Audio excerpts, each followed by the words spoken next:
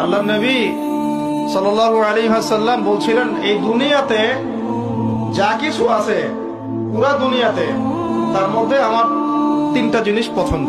কয়টা ভাই? এক নাম্বার সালাহ, এক নাম্বার নামাজ।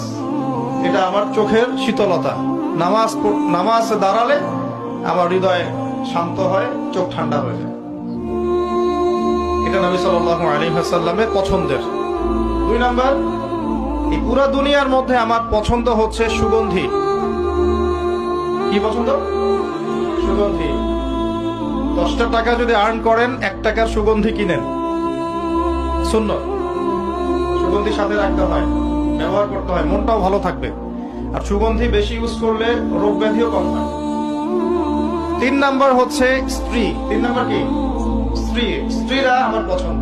নবী সাল্লাল্লাহু আলাইহি ওয়াসাল্লামের এই 3টা জিনিস পৃথিবীতে পছন্দ।